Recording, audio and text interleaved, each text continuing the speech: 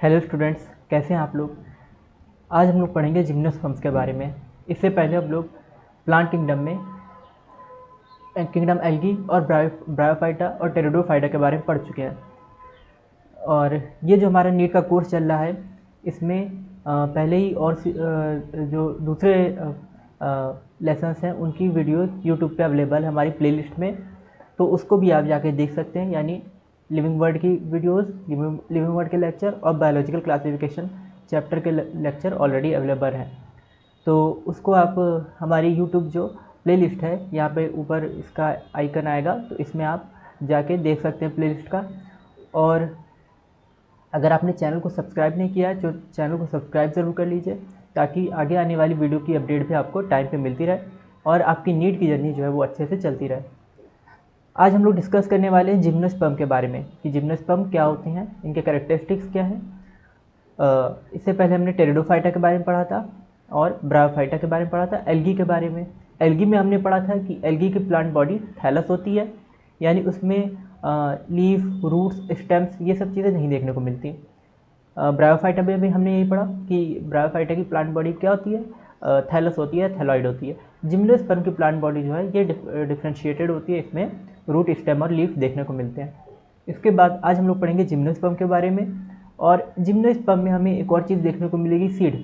Pteridophyte में हमें seed habit मिलती है देखने को, बट प्रॉपर सीड जैसा स्ट्रक्चर नहीं होता। जिम्नोस्पर्म में हमें प्रॉपर सीड जैसा स्ट्रक्चर मिलेगा, और ये सीड जो होती है नेकेड सीडेड कही जाती हैं। यहाँ पे जिम्नो का मतलब भी लिख रखा है कि जिम्नो का मतलब जो है, ये जिम्नो का मतलब क्या होता है। जिम्नो का मतलब होता है जिम्नोस्पर्म, ये जो वर्ड बना है ये दो वर्ड से मिलकर बना है। जिम्नोस जिसका मतलब है नेकेड, और स्पर्मा, स्पर्मा का मतलब है सीडेड। तो जिम्नोस्पर्म जो होता है ये दो वर्ड से मिलकर बना है। जिम्नो का मतलब नेकेड और स्पर्मा का मतलब सीड। तो इसमें नेकेड सीड होती हैं, यानी उस पर कोई सीड कवर नहीं होता। और ऐसे भी हम लोग समझ सकते हैं कि इसमें फ्लावर भी नहीं बनेंगे। तो इसमें ये जो होते हैं जिम्नोस्पर्म, ये विदाउट फ्लावर, ये प्लांट जो होते हैं विदाउट फ्लावर के इसमें होते हैं। इसमें फ्लावर्स वगैरह ज़्यादा देखने को हमें नहीं मिलेंगे। और इसमें जिम्नोस्पर्म जो है ovules not include by any ovary wall and remain expose. तो इसका ओव्यूल जो होता है, ये ओव्यूल कैसा होता है, इसके ऊपर ओवरी वॉल नहीं होती, तो नॉट इंक्लूड बाई। ओव्यूल्स जो होते हैं, ठीक है, ये एक्सपोज्ड रहते हैं। क्या रहते हैं, ओव्यूल्स एक्सपोज्ड रहते हैं, यानी इनमें ओवरी वॉल अब्सेंट होती है, ओवरी वॉल देखने को नहीं मिलती। तो ये भी क्वेश्चन आ सकता है एग्जाम में कि इसके ओव्यूल्स कैसे होते हैं। तो इसके ओव्यूल्स जो होते हैं वो एक्सपोज्ड होते हैं, यानी उसमें ओवरी वॉल नहीं होगी। ठीक है, जैसे हम लोग ओव्यूल बनाते हैं जब, तो ये कैसे बनाते हैं, एंजियोस्पर्म में जैसे हम लोग बनाते हैं ओव्यूल, दूसरे प्लांट में भी। तो ओव्यूल या ओवरी कुछ इस तरह का स्ट्रक्चर होता है ना, ऐसे फ्लास्क शेप का स्ट्रक्चर होता है ये आपका पूरा इस तरह से। ठीक है, तो इसमें ये जो नीचे वाला पोर्शन होता है, ये चीज़ ये होती है ओव्यूल। इसमें सिंगल सीड भी हो सकती है, मल्टीपल सीड्स भी हो सकती हैं। तो ये ओव्यूल होता है, ठीक है। बाकी ये पूरा क्या है, ये फीमेल पार्ट है जिसमें ओव्यूल है, ठीक है। तो इसमें हमें ओवरी वॉल नहीं देखने को मिलेगी। नेक्स्ट इसके बाद है both before and after fertilisation the seeds that develop. तो इसमें कभी भी ओवरी वॉल नहीं बनेगी। और सीड्स जो होते हैं ये पोस्ट फर्टिलाइजेशन के बाद होते हैं। Seeds that develop post, seeds जो होंगे ये फर्टिलाइजेशन के बाद सीड डेवलप हो जाएंगे, और ये नेकेड होते हैं क्योंकि ओवरी वॉल ही नहीं थी, ओवरी वॉल नहीं थी। तो इसके ऊपर इसका क्या नहीं बना, इसका सीड कोट नहीं बना। तो ये एक्सपोज रहते हैं सीड जो होते हैं, या नेकेड होते हैं सीड ना, क्योंकि इसमें इनका सीड कोट तो बनता ही नहीं है, इनकी कवरिंग नहीं बनती है। तो सीड्स जो होते हैं कैसे होते हैं, नेकेड होते हैं। Gymnosperm include medium size trees और tea plants, trees and shrubs. ठीक है, तो इसमें जिम्नोस्पर्म्स में मीडियम साइज के ट्रीज या बड़े बड़े ट्रीज जो होते हैं, श्रब्स, ये सब चीज़ें भी आती हैं। यानी हर तरह के इसमें ट्रीज आते हैं जिम्नोस्पर्म में। ठीक है, जो मीडियम आप लोग देखते हो, मीडियम साइज ट्रीज, जैसे कोई फ्लावर वगैरह का प्लांट होता है मीडियम साइज़ का होता है ना, सूरजमुखी वगैरह या और जितने भी प्लांट्स हैं तो मीडियम। लेकिन ये जिम्नोस्पर्म में नहीं आएगा, सनफ्लावर वगैरह। जिम्नोस्पर्म में जो होते हैं ये साइकस, पाइनस, एफेड्रा, सेड्रस, इस तरह की चीज़ें आती हैं। इसमें कुछ प्लांट जो होते हैं वो मीडियम साइज़ के होते हैं, और कुछ जो होते हैं वो बहुत बड़े बड़े भी होते हैं। तो जिम्नोस्पर्म में ही एक आता है रेडवुड सिकोया प्लांट। ठीक है, ये बहुत बड़ा प्लांट होता है। दुनिया का सबसे लंबा ट्री जो है वो रेडवुड सिकोया कहा जाता है। तो जिम्नोस्पर्म ये मीडियम साइज़ के ट्रीज इसमें आते हैं जनरली। इसमें जो है मीडियम साइज़ के ट्रीज आते हैं या बड़े बड़े ट्रीज आते हैं, मतलब छोटे ट्रीज देखने को जैसे ग्रासेस वगैरह देखने को नहीं मिलेंगी ना। तो ये इस तरह का आता है, मीडियम साइज़ या टॉल ट्रीज और श्रब्स होते हैं, ठीक है। बहुत ज़्यादा छोटे छोटे नहीं होंगे, ग्रास टाइप के स्ट्रक्चर नहीं होंगे, बड़े बड़े से होंगे। जैसे एल्गी हम लोग देख रहे थे, ठीक है, वो तो एकदम क्या था, बहुत माइक्रोस्कोपिक स्ट्रक्चर था एक तरह से, या थोड़ा कहीं पानी वगैरह में देखने को मिल भी सकता है। तो बहुत बड़े बड़े जो होते हैं वही वाले हम लोग देख पाते हैं क्लियरली, वरना तो माइक्रोस्कोपिक ज़्यादा स्ट्रक्चर रहता था। ब्रायोफाइटा में हमने देखा है कि वो काई जैसे नहीं होती है, पत्थर वगैरह पे लग जाती है, छोटी छोटी घास फूस जैसे, तो उस तरह से बहुत ज़्यादा छोटे स्ट्रक्चर थे वो भी। टेरिडोफाइट मीडियम साइज़ के थे। अब हम लोग जिम्नोस्पर्म की बात कर रहे हैं। जिम्नोस्पर्म मीडियम साइज़ के भी होते हैं और बड़े बड़े साइज़ के भी होते हैं, और इनमें श्रब्स की कैटेगरी में भी आते हैं, यानी मीडियम साइज़ और टॉल ट्रीज इन सब ऐसे देखने को मिलते हैं। इसके बाद है one of the gymnosperm the giant redwood tree, जो हमने बात की थी कि रेडवुड ट्री सिकोया, ठीक है, ये जायंट रेडवुड ट्री सिकोया जो होता है, रेडवुड ट्री सिकोया, ठीक है। तो ये tallest, one of the tallest tree species है, यानी टॉलेस्ट ट्री है, टॉलेस्ट भी कहा जाता है इसको, सबसे बड़ा है, जायंट या टॉलेस्ट कहा जाता है ना। तो ये रेडवुड सिकोया जो है, इसको हम लोग कहते हैं टॉलेस्ट, सबसे बड़ा ये है। एक बार चेक कर लेते हैं ऑडियो क्लियर है कि नहीं, ठीक है।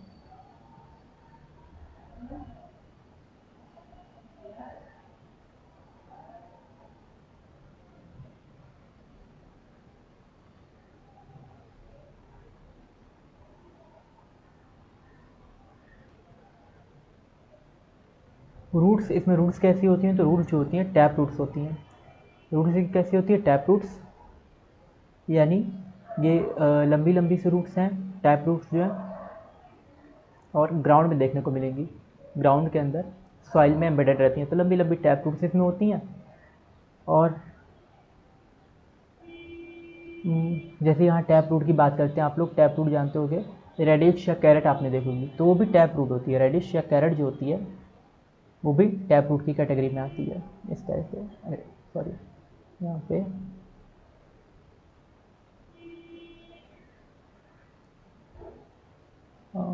टैप रूट ड्रॉ कर देते हैं, तो इस तरह का कुछ स्ट्रक्चर देखने को मिलेगा। यानी ऊपर तो प्लांट रहेगा, ऊपर तो, ठीक है, ऊपर तो क्या रहेगा, प्लांट रहेगा, ऊपर तो प्लांट रहेगा। थोड़ा ड्राइंग मुश्किल हो जाती है इसमें करना। तो यहाँ पे ऊपर तो प्लांट रहता है, लेकिन सॉइल के नीचे क्या रहती है, सॉइल के नीचे इस तरह से रूट जैसा स्ट्रक्चर होता है, सॉइल है, तो सॉइल के नीचे इस तरह से रूट जैसा स्ट्रक्चर होता है, और इसमें ऊपर प्लांट होता है और सॉइल के नीचे रूट जैसा स्ट्रक्चर होता है। इस पर रूट हेयर भी देखने को मिल सकते हैं, तो ये चीज़ें देखने को मिलती हैं। तो बेसिकली ये टू टैप रूट एकदम कोनिकल नीचे की ओर धसी हुई होती है, कोन जैसे, तो इसी को बोलते हैं टैप रूट। ये जो हमें बीच वाला पोर्शन देखने को मिल रहा है, इसी को हम कह रहे हैं टैप रूट। ये जो बीच बीच में है,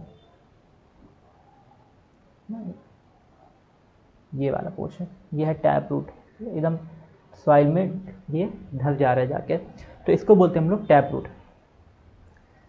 जैसे मूली या गाजर, आई होप आपको इमेजिन हो रही होगी चीज़ें कि मूली गाजर जैसे हम लोग देखते हैं, तो ये भी टैप रूट जैसी ही दिखती हैं। रूट्स इन समझ, अब इसके बाद आते हैं फंग, ये जो रूट्स होती हैं तो ये फंगल एसोसिएशन में होती हैं, माइकोराइजा या माइकोराइजा, जैसे हम लोग पाइनस की बात करते हैं, तो पाइनस में क्या होता है कि फंगस के साथ एसोसिएशन देखने को मिलता है ना, उसमें फंगस जुड़े रहते हैं पाइनस के साथ, तो इसको हम लोग बोलते हैं माइकोराइजा। माइकोराइजा में क्या होता है, इसमें फंगस साथ में जुड़े होते हैं। यहाँ पे इसको हाईलाइट कर देते हैं कि ये फंगल एसोसिएशन हमको देखने को मिलेगा रूट्स में, और किस में देखने को मिलेगा, पाइनस में। पाइनस की रूट्स में हमें फंगल एसोसिएशन देखने को मिलता है, और इस एसोसिएशन को हम लोग क्या बोलते हैं, माइकोराइजा। इसको क्या बोलते हैं, माइकोराइजा। तो पाइनस की जो रूट्स होती हैं उसमें फंगस से लिपटे होते हैं एक तरह से, और वो उनको क्या करते हैं, अब्जॉर्प्शन में हेल्प करते हैं, ताकि वो सॉइल से अच्छे से अपना एब्जॉर्ब कर सकें ना, मिनरल्स वगैरह, वाटर वगैरह एब्जॉर्ब कर सकें। जिम्नोस्पर्म की रूट्स जो हैं, तो इनको एक सपोर्ट प्रोवाइड करते हैं, इनको एक हेल्प प्रोवाइड करते हैं कि ये अच्छे से सॉइल से जो है वाटर और मिनरल एब्जॉर्ब कर सकें। तो ये होते हैं फंगस, जो माइकोराइजा बनाते हैं पाइनस के साथ मिलकर। तो यहाँ पे जैसे ये फंगस बना दें हम ना, फंगस जो होते हैं ऐसे जाल के जैसा स्ट्रक्चर होता है बिल्कुल, ठीक है। डिफरेंट कलर से बनाना पड़ेगा, नहीं तो कंफ्यूजन बहुत ज़्यादा हो जाएगी। यहाँ पे कलर कोई और है, इससे बना देते हैं ब्राउन कलर से ही, ठीक है। तो जाल की तरह के स्ट्रक्चर, इस तरह के जाल की तरह के स्ट्रक्चर देखने को मिलेंगे रूट के चारों ओर। ठीक है, रूट के चारों ओर जाल के जैसे। ड्राइंग थोड़ी सी अच्छी नहीं बन पा रही है, लेकिन कोशिश कीजिएगा कि आपको चीज़ें समझ में आए। कोई भी डाउट फिर भी होता है तो आप कमेंट करके अपना उसमें यूट्यूब पे अपनी इस वीडियो में जो है कमेंट करके आप पूछ सकते हैं, या हमको क्वेरी भी कर सकते हैं व्हाट्सएप ग्रुप पे या व्हाट्सएप चैनल जो है हमारा। ठीक है, तो इन सब चीज़ों की डिटेल जो है व्हाट्सएप ग्रुप की या टेलीग्राम ग्रुप की डिटेल हमारे जो चैनल है तो इसके डिस्क्रिप्शन में पड़ी हुई है। वहाँ से आप जो भी आपका क्वेरी अगर कुछ होती है तो आप वो पूछ सकते हैं, या कोई भी चीज़ आपको पूछनी है अगर इस वीडियो में तो आप नीचे कमेंट भी कर सकते हैं। इसके बाद तो इस तरह से फंगस की फंगस में फंगस का एसोसिएशन होता है। ठीक है, पाइनस के रूट के साथ जो है फंगस का एसोसिएशन है। इसके चारों जिसको हेल्प कर रही हैं कि सॉइल से वाटर और मिनरल अब्जॉर्ब कर सके। नेक्स्ट इसके बाद हम लोग देखते हैं कि इसमें क्या है, Cycas small specialised roots called coralloid roots are with nitrogen fungus fixing cyanobacteria. तो साइकस जो है, ठीक है, ये साइकस क्या होता है, स्मॉल स्पेशलाइज्ड रूट्स इसमें होते हैं जिसको कहते हैं कोलोराइड रूट्स। कोरलाइड रूट्स कहते हैं। कोरल आप लोग जानते हैं मूंगा जो होता है, ठीक है, कोरल ये समुद्र में देखने को मिलता है, और ये जो मूंगा है या कोरल है इसी तरह की रूट्स हमको देखने को मिलती है इसमें साइकस में। और ये रूट्स जो होती हैं इसमें नाइट्रोजन फिक्सिंग साइनोबैक्टीरिया होते हैं। तो ये बहुत इंपॉर्टेंट है। जिम्नोस्पर्म में रूट का बहुत मॉडिफिकेशन देखने को मिल रहा है, अलग अलग तरह की ऑर्गेनिज्म के साथ ये रूट्स जो हैं क्या किए हुए हैं, एसोसिएशन किए हुए हैं। तो जैसे ये साइकस पाइनस की रूट जो थी वो फंगस के साथ एसोसिएशन की है, साइकस की रूट जो है ये साइनोबैक्टीरिया के साथ एसोसिएशन किए हुए हैं। तो साइकस की रूट जो होती है ये स्पेशलाइज्ड रूट, इसको बोलते हैं कोलोराइड रूट्स। इसकी रूट्स को क्या बोलते हैं, कोरेलॉइड रूट्स। ठीक है, कोरेलॉइड रूट्स होती हैं, और इसमें नाइट्रोजन फिक्सिंग साइनोबैक्टीरिया होते हैं।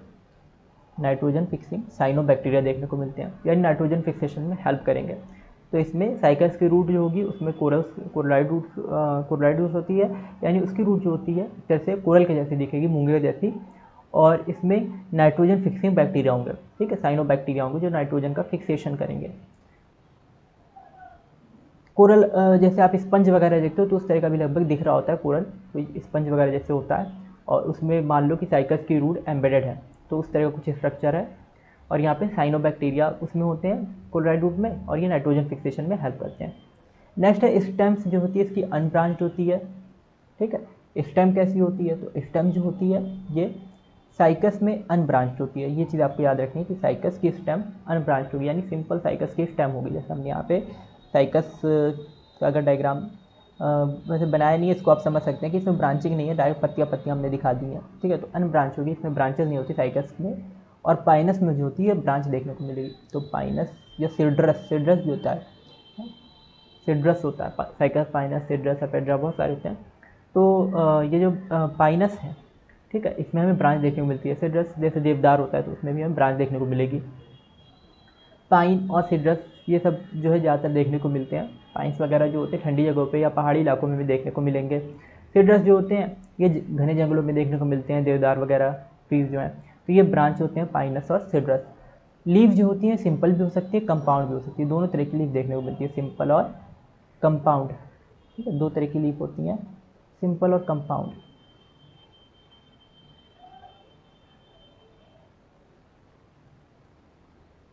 तो इसकी लीफ जो है, लीव्स कैसी हैं, सिंपल और कंपाउंड है। लीफ जो है सिंपल भी हो सकती है, कंपाउंड भी हो सकती है। जैसे इस टाइम ब्रांच भी थी, अनब्रांच भी थी। अनब्रांच थी साइकस में और ब्रांचिंग थी पाइनस और सिड्रस में। ब्रांचिंग का मतलब क्या होता है, आप एक बार आप समझ लीजिए कि स्टेम की ब्रांचिंग का मतलब क्या है। जैसे आप पेड़ वगैरह देखते हो, नीम का, पीपल का, तो पेड़ में जो है इस तरह से एक ब्रांच से दूसरी ब्रांच, फिर दूसरी से तीसरी ब्रांच ऐसे निकली रहती है, और उस पर पत्ती, हर ब्रांच पे पत्ती लगी होती है। ठीक है, हर ब्रांच पे पत्ती जो है लगी होती है, इसी को बोलते हैं ब्रांचिंग, इसी को बोलते हैं ब्रांचिंग।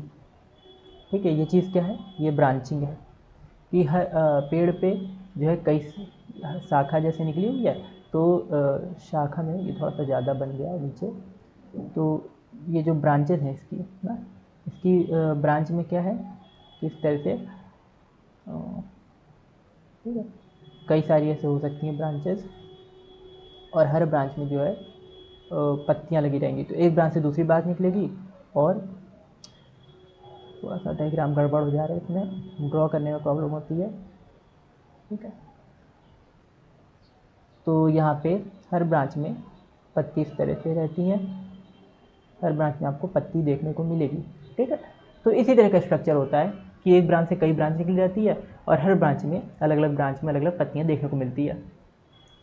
तो ये ब्रांच स्ट्रक्चर है, इसको बोलते हैं ब्रांच। अनब्रांचिंग में एक ब्रांच सिंगल एक स्टेम रहती है, और जैसे इसमें सिंगल स्टेम थी ऐसे, और इसमें कोई ब्रांचिंग नहीं थी, सिर्फ डायरेक्ट पत्तियाँ निकली हुई थी। लेकिन इसमें क्या है कि ब्रांच एक है, और इसके बाद दूसरी ब्रांच से निकली, फिर तीसरी ब्रांच निकली है। तो इस तरह से कई सारी ब्रांचेस निकली हुई हैं, इसको बोलते हैं ब्रांच स्ट्रक्चर। लीव जो है सिंपल भी है, कंपाउंड भी है। सिंपल लीव जो होती है, जैसे एक लीव दो लीव आपको देखने को मिल रही है यहाँ पे, ये सिंपल लीव्स हैं। यहाँ पे जितने भी लीव हम बनाए ये सिंपल लीव बनाए। और अगर कंपाउंड आपको देखनी है तो आप जैसे नीम की देख सकते हैं, नीम की लीव जो होती है वो कंपाउंड होती है। ठीक है, कंपाउंड लीव का मतलब क्या है कि उसमें एक जैसे ब्रांच है तो उस या एक इस तरह की लीफ होती है, एक ही वो होती है। ठीक है, पेटियोल उसका, या लीफ में दो चीज़ें होती हैं, लैमिना और पेटियोल, यानी पत्ती और पत्ती की डंडी। तो एक ही पत्ती की डंडी तो सेम है, लेकिन पत्तियाँ बहुत सारी हैं, तो इसको बोलते हैं कंपाउंड लीफ। क्या बोलते हैं? Compound leaf. कंपाउंड लीफ में क्या होता है, पत्ती की डंडी तो सिंगल रहेगी, यानी पेटियोल तो सिंगल रहेगा, लेकिन लीव्स बहुत सारी हो जाती हैं।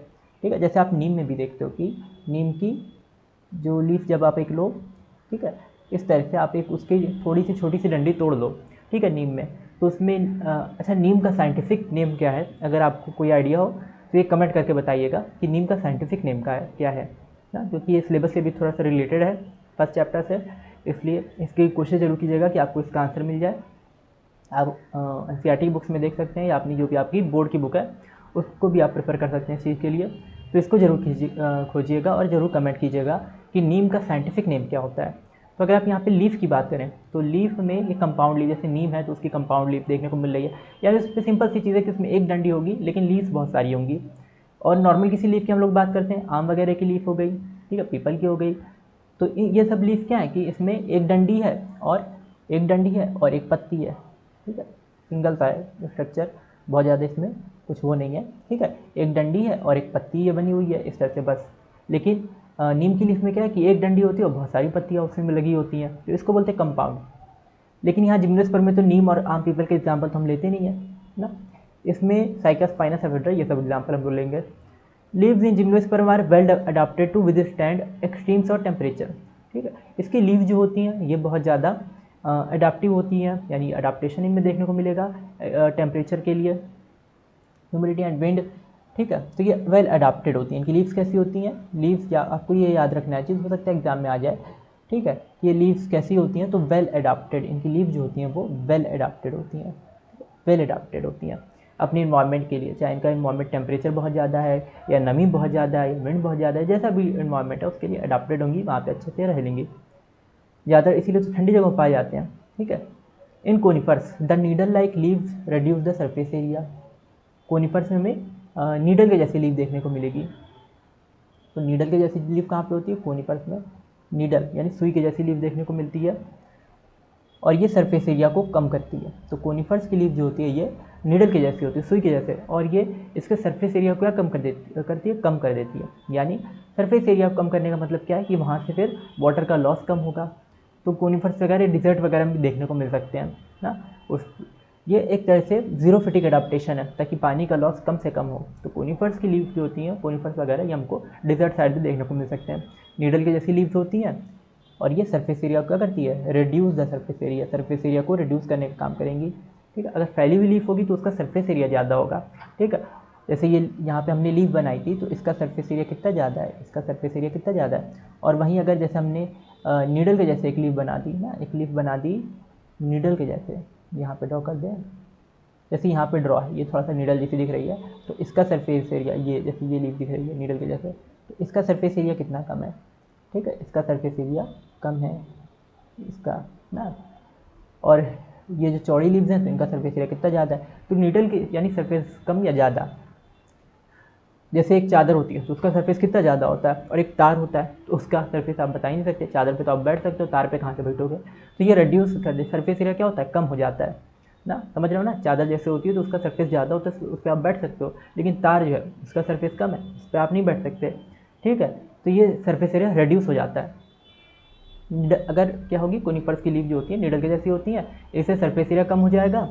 क्यूटिकल थिक और संकन स्टोमेटा देखने को मिलेगा, ठीक है। क्यूटिकल थिक होता है, मोटा क्यूटिकल होता है, यानी मोटी सी लेयर होती है, थिक लेयर होती है लीफ के ऊपर, चिकनी चिकनी, इसको बोलते हैं क्यूटिकल। और स्टोमेटा संकन होते हैं। आपको पता है कि लीफ में छोटे छोटे से स्टोमेटा होते हैं, पोर्स होते हैं। लीफ में क्या होते हैं, छोटे छोटे से पोर्स होते हैं। जैसे यहाँ पे ड्रॉ करते हैं कोई लीफ, ठीक है, ये है लीफ। तो लीफ में क्या होते हैं, छोटे छोटे से पोर होते हैं। लीफ में छोटे छोटे से पोर होते हैं, ठीक है। इन पोर्स को क्या बोलते हैं, लीफ में जो छोटे छोटे पोर्स होते हैं इसी को बोलते हैं स्टोमेटा। तो लीफ के जो पोर्स हैं इनको हम क्या बोलेंगे, स्टोमेटा बोलते हैं। जब स्टोमेटा जो होता है ना, ये स्टोमेटा कैसे होता है, तो ये बहुत ज़्यादा रिड्यूस होता है, छोटा सा होता है। और संकेन जिसको हम बोलते हैं, क्या बोलते हैं, संकेन। इस तरह के स्टोमेटा को हम बोलते हैं संकेन।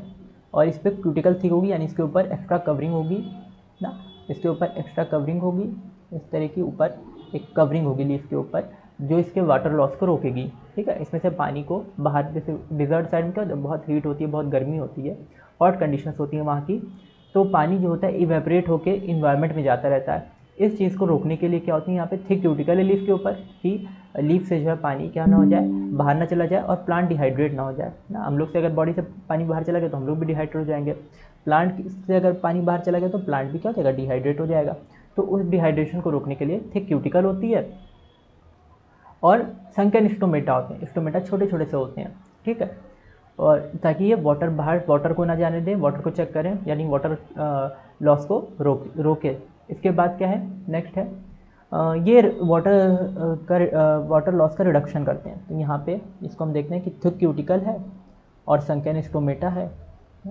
ये दो चीज़ें हमने पढ़ी, ये जीरोफिटिक एडाप्टेशन में आएगा। नेक्स्ट इसके बाद ही ये रिड्यूस भी करता है, वाटर लॉस को क्या करता है, कम करता है। तो ये जो जिम्नोस्पर्म होता है ये वाटर लॉस को कम करता है, इसका जो जीरोफिटिक एडाप्टेशन है वाटर लॉस को कम कर देती है, ठीक है। इसके बाद इसके आगे और इसके कैरेक्टरिस्टिक्स हैं ना,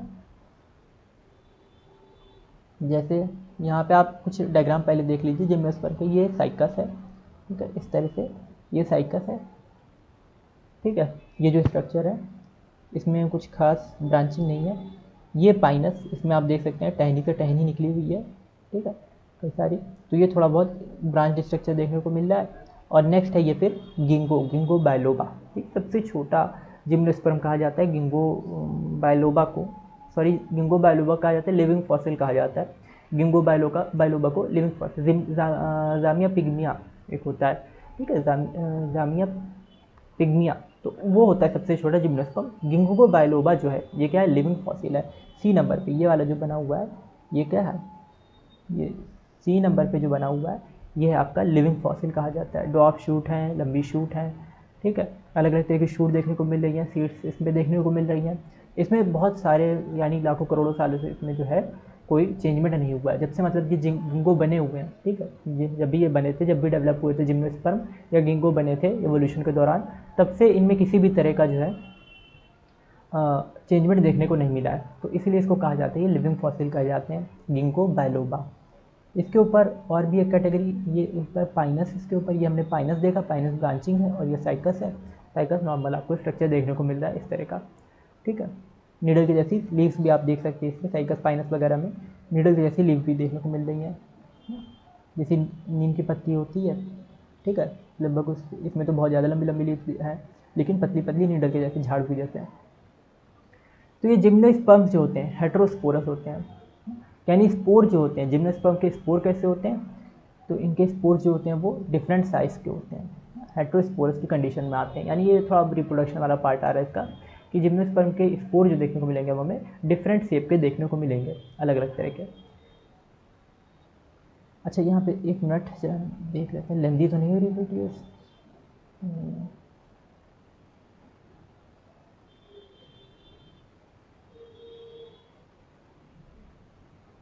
ठीक है।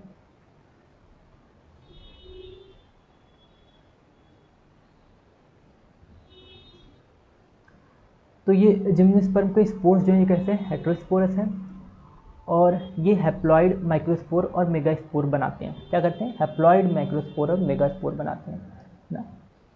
गैमेट जब भी बनते हैं तो वो हैप्लॉइड ही होते हैं, यहाँ पे भी स्पोर कुछ गैमेट की तरह से ही बन रहा है, तो ये हैप्लॉइड होते हैं। माइक्रोस्पोर मेल गैमेट की तरह काम करेंगे, मेगास्पोर फीमेल गैमेट की तरह काम करेंगे। ह्यूमन में भी तो यही होता है, जो मेल गैमेट होता है स्पर्म वो छोटा होता है साइज़ में, और जो फीमेल गैमेट होता है वो बड़ा होता है साइज़ में, ठीक है। तो इसी तरह से जिम्नोस्पर्म में भी दो तरह के स्पोर बन रहा है, माइक्रोस्पोर और मेगास्पोर। अब ये जो दो तरह के स्पोर हैं तो ये कहाँ बनते हैं, स्पोरेंजिया के अंदर बनते हैं। कहाँ बनते हैं, स्पोरेंजिया पे। और ये स्पोरेंजिया कहाँ पे होती हैं, स्पोरोफिल्स पे होती हैं। ये चीज़ हमने टेरिडोफाइट में पढ़ी है कि स्पोरोफिल्स होते हैं, यानी कुछ ऐसी लीव्स होती हैं ना, कुछ ऐसी लीव्स की ब्रांचेस होती हैं जिस पे स्पोरेंजिया होते हैं, और फिर उसी में माइक्रोस्पोर या मेगास्पोर बनते हैं, ठीक है। और ये स्पायरली अरेंज्ड होते हैं। किस तरह से अरेंज होंगे, स्पायरली अरेंज्ड होते हैं। तो ये चीज़ ध्यान देनी है कि किस तरह से अरेंज होते हैं, स्पायरली अरेंज्ड होते हैं।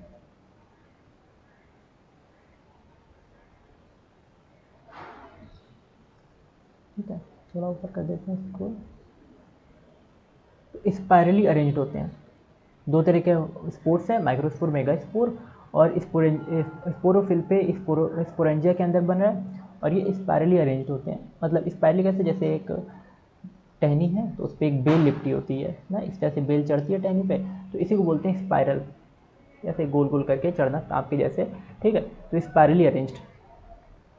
और ये जो होता है, ठीक है, क्या बनाते हैं, स्पोरोफिल्स या स्पोरेंजिया, ये किस फॉर्म में होते हैं, तो यहाँ पे हमने पढ़ा था स्ट्रोबिलाई के फॉर्म में होते हैं, जिसको हम लोग कोन्स भी बोलते हैं। तो यहाँ पे जिम्नोस्पर्म में कोन्स देखने को मिलते हैं, यानी बहुत कॉम्पैक्ट फ्लावर्स जैसे स्ट्रक्चर देखने को मिलेंगे, इसको हम लोग बोलेंगे कोन। जैसे पाइनएप्पल होता है तो पाइनएप्पल के जैसे यहाँ पे स्ट्रक्चर कुछ देखने को मिलेगा, तो इसी को हम लोग बोलते हैं कोन। ये कोन के जैसे स्ट्रक्चर होते हैं, इनके फ्लावर्स जो फ्लावर्स होते हैं वो एक तरह से कोन्स के जैसे होते हैं, ठीक है। जैसे पाइनएप्पल होता है, आपने पाइनएप्पल देखा होगा, अनानास, तो उस तरीके के स्ट्रक्चर होते हैं, और कॉम्पैक्ट होते हैं, बहुत ज़्यादा कॉम्पैक्ट होते हैं। कॉम्पैक्ट इसको बिलाई भी बोलते हैं या लैक्स भी इसको बोलते हैं। यहाँ पे अगर कहीं स्ट्रक्चर इसका दिया हो, वैसे दिया तो नहीं है यहाँ पे कहीं भी, छोटा सा स्ट्रक्चर बहुत यहाँ पे कहीं बना हुआ है, लेकिन वो आपको दिखेगा नहीं ना, चलो ठीक है। बीच बीच में ब्राउन ब्राउन ये बना हुआ है, लेकिन आपको क्लियर नहीं होगा।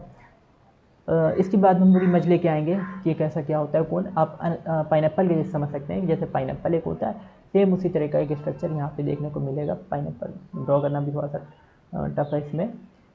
इसके बाद हम बात करते हैं strobili bearing microsporophylls and microsporangia, ठीक है। जो स्ट्रोबिलाई होते हैं उस पर माइक्रोस्पोरोफिल और माइक्रोस्पोरेंजिया होते हैं, जिसको माइक्रोस्पोरेंजिएट या मेल स्ट्रोबिलाई बोलते हैं। तो कुछ होते हैं लीव्स की ब्रांच ऐसी होती हैं जिस पे छोटे छोटे स्पोर्स लगते हैं, तो इस ब्रांच को हम लोग क्या बोलते हैं, माइक्रोस्पोरोफिल, या लीव की ऐसी ब्रांच जिस पे छोटे छोटे स्पोर्स लगते हैं उसको बोलते हैं माइक्रोस्पोरोफिल। और कुछ होते हैं उस पर ये जो, अच्छा ये माइक्रोस्पोरोफिल है, इस पर छोटे छोटे ये क्या होते हैं, माइक्रोस्पोरेंजिया इस पे होते हैं। इस पर माइक्रोस्पोरेंजिया यानी जो मेल स्पोर्स बनाएंगे, माइक्रोस्पोर बनाएंगे, वो चीज़ इस पर होती है। और फिर इस पर मेल स्ट्रोबिलाई, जो इसका कोन होता है उसको हम लोग क्या बोलेंगे, मेल स्ट्रोबिलाई। तो ये मेल का पूरा स्ट्रक्चर है, एक तरह से मेल रिप्रोडक्टिव सिस्टम है, जैसे ह्यूमन मेल रिप्रोडक्टिव सिस्टम होता है, टेस्टिस, पीनस और सारी चीज़ें। इसी तरह से यहाँ पे जो है, ठीक है, प्लांट में भी ये क्या है, मेल रिप्रोडक्टिव इसका सिस्टम है कि इस पर माइक्रोफिल है, फिर इस पर मेल माइक्रोस्पोरेंजिया है, माइक्रोस्पोरोफिल है, उस पर माइक्रोस्पोरेंजिया है, और इसका कोन जो है वो मेल स्ट्रोबिलाई या माइक्रोस्पोरेंजिएट है। नेक्स्ट इसके बाद बात करते हैं कि इसमें मेल गैमेटोफाइट बनता है, ठीक है। क्या बनेगा, माइक्रोस्पोर जो होता है वो क्या बनाता है, जैसे इसमें माइक्रोस्पोर बना, मेल गैमेट बना, तो फिर मेल गैमेटोफिटिक जनरेशन बनाएगा, ठीक है। मेल गैमेटोफिटिक जनरेशन जो होती है बहुत रिड्यूस्ड होती है, और लिमिटेड नंबर ऑफ सेल्स उसमें होती हैं, तो बहुत ज़्यादा ये कैसी देखने को मिलेगी। अब धीरे धीरे क्या हो रहा है, गैमेटोफाइट जो हो रहा है बहुत ज़्यादा रिड्यूस होते चला जाएगा, बड़े जब जैसे जैसे प्लांट इवॉल्व करते जाएंगे, ठीक है। टेरिडोफाइट में हमने देखा था most of the time gametophytic condition ही देखने को मिल रही थी, लेकिन यहाँ पे ऐसा नहीं होगा, यहाँ पे रिड्यूस होगी गैमेटोफिटिक कंडीशन, यानी साल में अगर 12 महीने जैसे हैं तो 3 महीने में या 2 महीने गैमेटोफिटिक कंडीशन देखने को मिलेगी, और बाकी टाइम क्या होगा, बाकी टाइम गैमेटोफिटिक कंडीशन नहीं देखने को मिलेगी। तो हाईली रिड्यूस होती है, और लिमिटेड नंबर होते हैं सेल्स के, लिमिटेड नंबर में सेल्स होती हैं।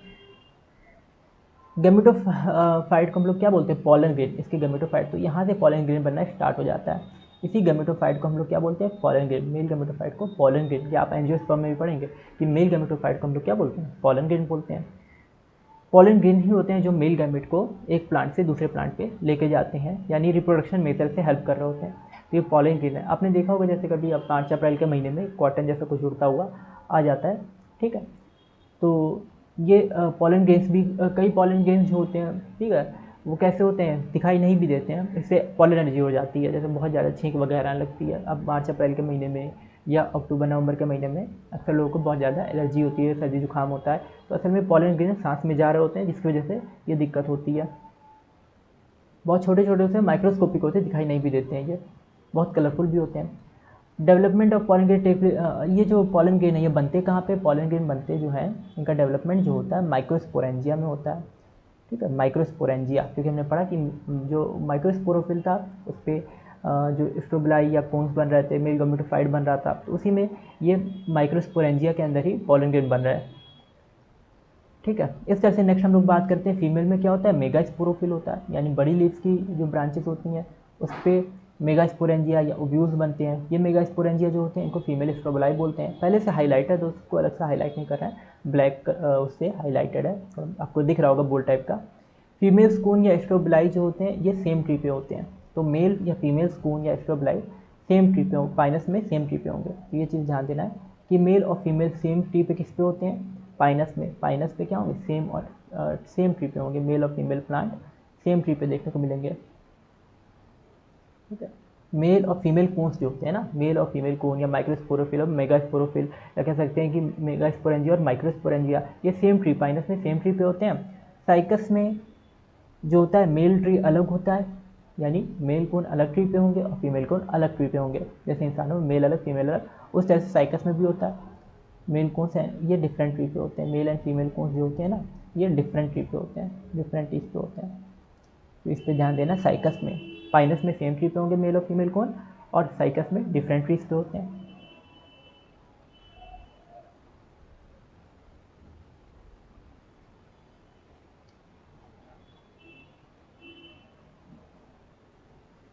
इसके आई होप इतनी चीज़ें आपको समझ में आई होंगी।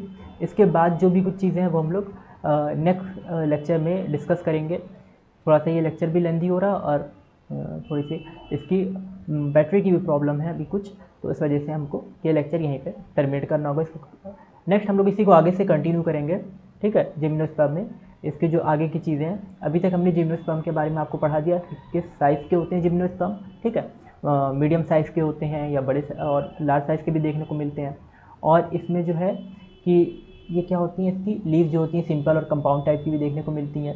स्टेम जो होती है ब्रांच और अनब्रांच दोनों तरह की देखने को मिलेगी, ठीक है। कुछ ऐसे भी प्लांट्स हैं जिम्नोस्पर्म में जो बहुत लंबे होते हैं, जैसे रेडवुड सिकोया होता है, बहुत ज़्यादा लंबा होता है। और कुछ ऐसे प्लांट्स हैं जिसमें बहुत टाइम से जो है किसी तरह का डेवलपमेंट नहीं हुआ है, ठीक है, जैसे गिंगो बायलोबा, तो इनको लिविंग फॉसिल कहा जाता है। इसमें अलग अलग तरह के मेल और फीमेल कोन्स हैं, ठीक है। माइक्रोस्पोरेंजिया, मेगास्पोरेंजिया है, और माइक्रोस्पोर बनते हैं, मेगास्पोर बनते हैं। पॉलन ग्रेन जैसी चीज़ें इसमें देखने को मिल रही हैं। और साथ में इनकी सीड जो कैसी है, नेकेड है, नेकेड सीड है, इस पर सीड की कवरिंग नहीं होती क्योंकि इनमें ओवरी वॉल नहीं होती है। तो ये चीज़ें अभी तक हमने पढ़ी जिम्नोस्पर्म के बारे में, और इसके आगे फिर हम लोग नेक्स्ट लेक्चर में जिम्नोस्पर्म कंटिन्यू करेंगे और एंजियोस्पर्म के बारे में पढ़ेंगे। Thank you for watching.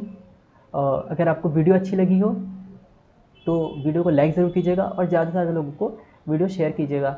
जो भी कुछ अगर आपका कहीं भी क्वेरी या डाउट होता है तो आप वो कमेंट करके पूछ सकते हैं, ठीक है। और अगर आपने चैनल को अभी तक सब्सक्राइब नहीं किया तो चैनल को सब्सक्राइब ज़रूर कर लीजिए ताकि आपको आगे आने वाली वीडियोस की अपडेट टाइम पे मिलती रहे। Thank you for watching. मिलते हैं अगली वीडियो में।